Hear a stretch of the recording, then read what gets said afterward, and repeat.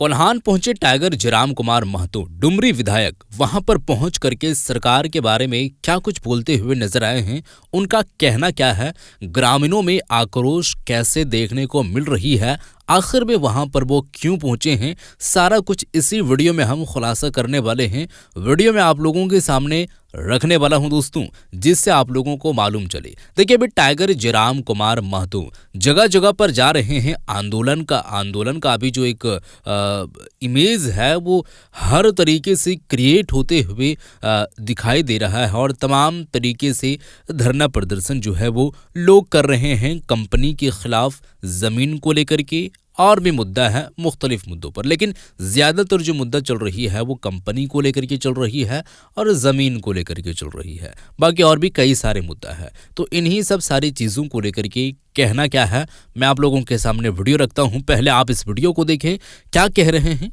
उसके बाद हम आगे की बात करेंगे। पहले आप माननीय विधायक जी टाइगर जयराम कुमार महतो का ये बयान सुने, वीडियो देखें। तो हम लोग एक रास्ता तैयार होगा, ठीक है, हमें अवसर मिलेगा। लेकिन आज 100 साल के बाद भी परिस्थितियां हमारी क्या है नहीं है, ये सबके सामने है। इसलिए आज पूरा क्योंकि कोल्हान उन्मूलन की धरती रही है, कोल्हान शहीद निर्मल शहीद सुनील के शहादत की धरती रही है। एक लंबी संघर्ष और शहादत की दास्तान को कोल्हान की मिट्टी में देखा है। ठीक है, आज कोल्हान के तमाम युवाओं को, महिलाओं को, बुजुर्गों को मेरा यही संदेश होगा, एक बार फिर से हमें अपने हक अधिकारों के प्रति सचेत होकर, एकजुट होकर तमाम लड़ाइयों को लड़ने की, संघर्ष करने की आवश्यकता है। बहुत अच्छी बात है। टाटा नवीनीकरण लीज का मामला भी प्रकाश में आया है।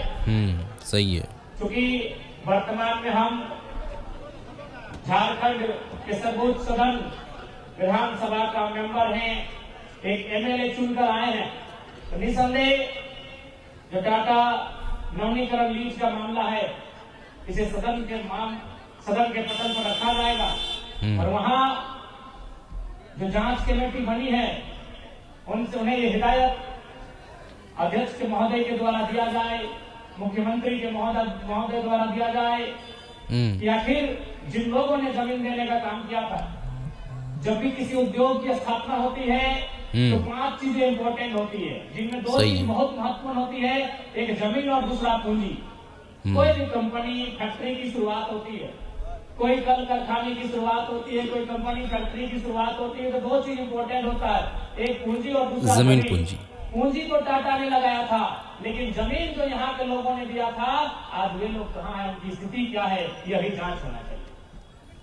सही है, ठीक है, बहुत खूब। क्योंकि टाटा को झारखंड वासियों ने 1-2 नहीं पूरे 15,000 एकड़ जमीन लेने का काम किया था और आज लोग कहते हैं कि मात्र 3,000 एकड़ जमीन पर ही निर्माण का काम हुआ है, तो बाकी 12,000 एकड़ जमीन हमने क्रिकेट का मैदान खोलने के लिए नहीं दिया है और जमीन हमारी है तो वो जब्त करके रखे हुए हैं, वो दे नहीं रहे हैं। 2 सालों में भी अगर आप काम नहीं कर पाए तो फिर उन जमीनों को वापस कर देना चाहिए। सही है, बिल्कुल सही है। आपको अवैध कॉलोनियां बसाने के लिए, आपको सब लीज देने के लिए, डीप लीज देने के लिए किसी ने जमीन नहीं दिया है। जमीन दिया गया, बिल्कुल उद्योग का स्वागत हर कोई करता है। देश के पहले प्रधानमंत्री पंडित जवाहरलाल नेहरू ने भी कहा था कि उद्योग जो है वो आधुनिक मंदिर है, लेकिन उस आधुनिक मंदिर को बनाने के लिए जिस जमीनदाता ने जमीन दिया है उसका हाल क्या है, ये किसी ने आज तक सुधी लेने का काम नहीं किया। सही है, इसलिए आज मैं आपसे बार बार अनुरोध करूंगा कि आज सबसे महत्वपूर्ण अगर आपकी कोई पूंजी है तो आप जमीन का टुकड़ा, जमीन का टुकड़ा सबसे बड़ी पूंजी है आपकी। क्योंकि आपके पिताजी अगर डॉक्टर का नौकरी करते हैं, आपके पिताजी अगर वकील की नौकरी करते हैं, मास्टर की नौकरी करते हैं, तो गारंटी नहीं है कि उनका बेटा मास्टर, डॉक्टर, वकील बनेगा। लेकिन जिनके पास जमीन है, गारंटी है कि उनकी आने वाली पीढ़ी उसी जमीन से अपना जीविका उपार्जन कर सकती है। जमीन आपकी सबसे बड़ी पूंजी है। जमीन जिसे हम लोग अचल संपत्ति कहते हैं, जो हमेशा स्थायी होती है, वह एक जगह से दूसरे जगह तक उठा के नहीं ले जा सकता है। और ये संदेश तो आपको समझना चाहिए। दुनिया के सबसे धनी व्यक्ति एक समय हुआ करते थे बिल गेट्स, आज शायद एलन मस्क दुनिया के सबसे धनी व्यक्ति हैं। भारत में आप अंबानी अडानी का नाम सुने होंगे, तो दुनिया के सबसे धनी व्यक्ति थे बिल गेट्स। उन्होंने भी अपने शेयर को, अपने माइक्रोसॉफ्ट के शेयर को जमीन में लगाने का काम किया है। उन्होंने हाल फिलहाल 1000 वर्ग किलोमीटर जमीन खरीदा है, जो कि झारखंड के रामगढ़ जिला के बराबर होता है। थोड़ा सा अंतर है, एक जिला के बराबर उन्होंने जमीन खरीदा, क्योंकि उनको भी मालूम है जमीन सबसे बड़ी पूंजी होती है। इसलिए आज पूरे प्रधानवासियों को, टाटा वासियों को अपनी जमीन की लड़ाई को लड़ने की आवश्यकता है, क्योंकि अगर जमीन है तो आपका कल है, जमीन नहीं है तो आपका कल नहीं है।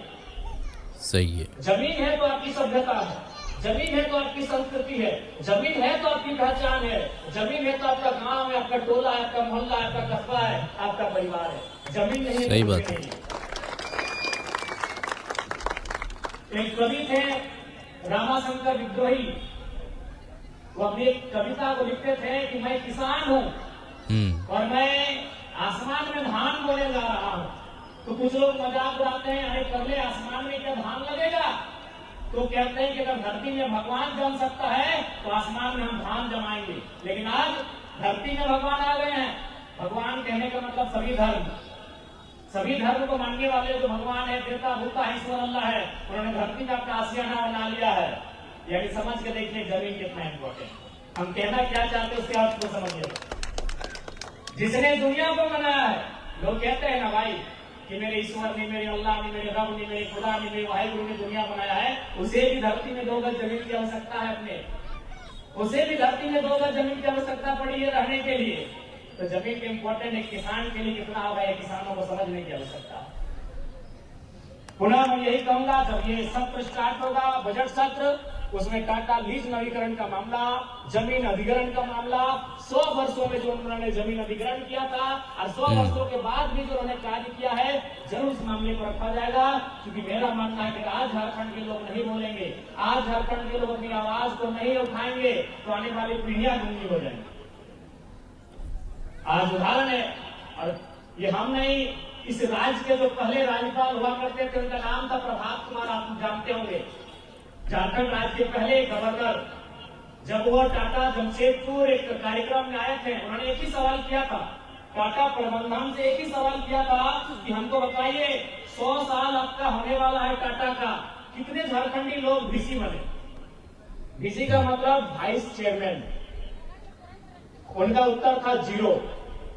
अच्छा। तो गवर्नर ने कहा था कि हम समझ चुके हैं आप कौन सा विकास किए हैं झारखंडियों के लिए। ये हमारा नहीं, इस राज्य के सर्वोच्च रहनुमा पहले राज्यपाल प्रभात कुमार का स्टेटमेंट था, जो उन्होंने टाटा प्रबंधन से पूछा था कि अब हमको बताइए 100 साल हो चुका है टाटा का, कितने झारखंड के लोग आपने वीसी तक पहुंचाया? उनका उत्तर था 0। एक भी लोग वीसी नहीं बन पाए। आज कहीं टाटा है, कहीं टेल्को है, कहीं टायो है, कहीं किसको है, कितने जनरल मैनेजर झारखंडी पहुंच पाए? ये सवाल बनता, क्योंकि इन्होंने जमीन हमारा लिया, लेकिन दोहन इन्होंने हमारा ही किया। ये अमानवीय व्यवस्था पूरे ब्रह्मांड में कहीं नहीं हुआ होगा। अभी हम आ रहे थे धनबाद में, तो इन्होंने 999 साल का लीज बना दिया है। अरे अंग्रेजों की ईस्ट इंडिया कंपनी ने भी इतना बुरा काम नहीं किया होगा। 999 साल का लीज मतलब समझते? लीज का मतलब क्या होता है? लीज का मतलब होता है अगर मेरे पिताजी ने जमीन दिया है तो कम से कम मेरा बेटा जाने की जमीन हमारी है। बताइए 999 साल बाद किसको पता रहेगा वो जमीन हमारी है? 999 साल भारत के इस भूभाग में कौन कहां रहते थे, कोई इसके मालूम है? किसी सरकारी दस्तावेज जानकारी हमें दे पाएगा कि 999 साल यानी 1000 साल पहले, 1000 साल पहले यानी एक आज 2025 है ना, यानी 1025 में टाटा में कौन कौन लोग रहते थे, कोई बता पाएगा?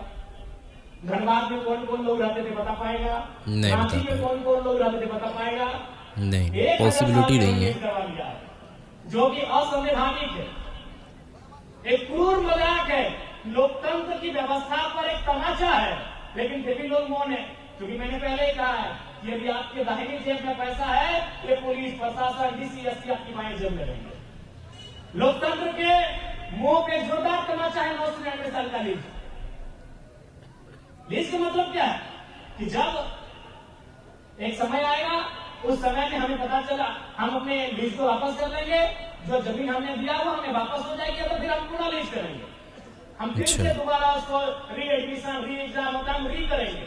लेकिन 999 साल किसको पता चलेगा 999 साल के बाद कि हमारे बाबा ने दिया था कि बाबा के बाबा के बाबा के बाबा ने दिया था।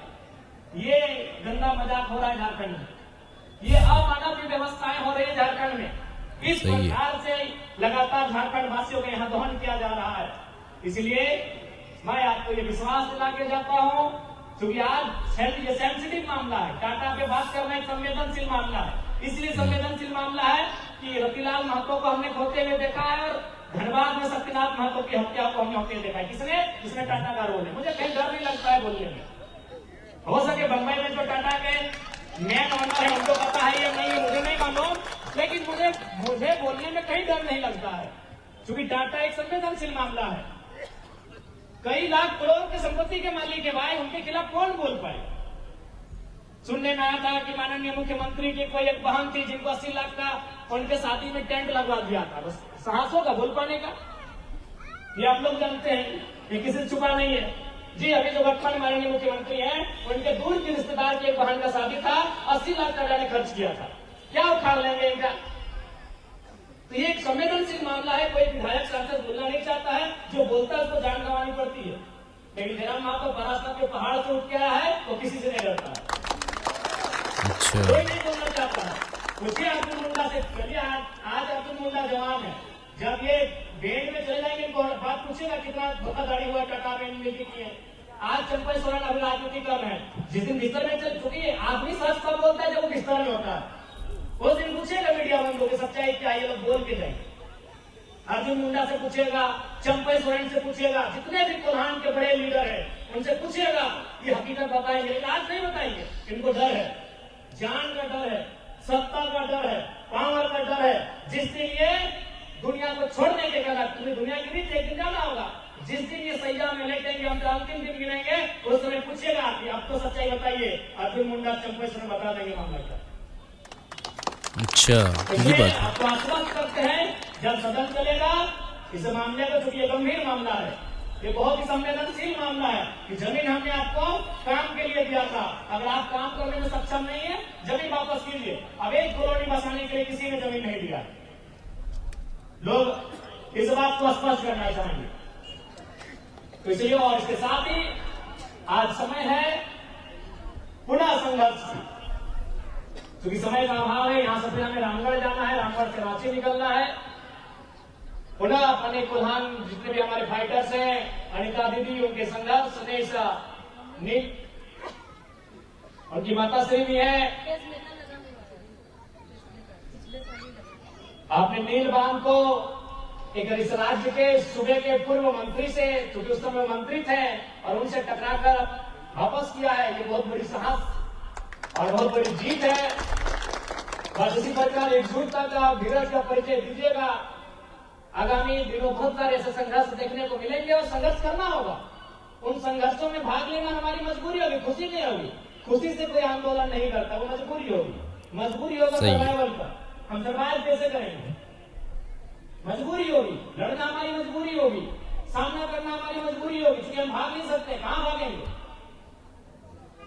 हम टाटा को दुनिया में फला फुला है, 20 लाख करोड़ की संपत्ति का मालिक है। वो कनाडा जा शिफ्ट हो सकता है, वो रसिया शिफ्ट हो सकता है, वो लंदन शिफ्ट हो सकता है। ये जमशेदपुर के लोग कहां शिफ्ट होंगे?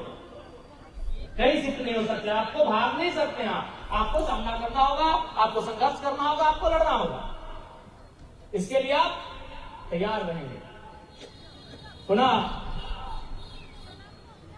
आप सभी को जोहार, धन्यवाद।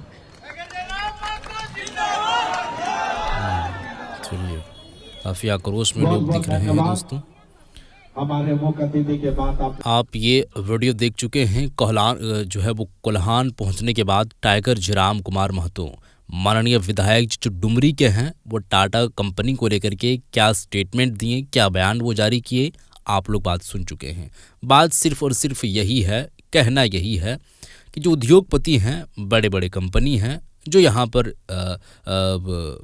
ज़मीन को लेकर के कल कारखाना चला रहे हैं, कंपनी को यहाँ पर रन कर रही है, तो टाटा के अंदर में झारखंड के जितने भी लोग हैं वो झारखंडियों की ज़मीन लगभग 15,000 का जो है वो एकड़ ज़मीन यह अमूमन तौर पर कहा जा रहा है कि है, लेकिन वो अपनी कंपनी को जो रन कर रही है टाटा जमशेदपुर के अंदर में, वो 3000 किलोमीटर वर्ग पे अपना वो काम पूरी तरीके से कर रहे हैं।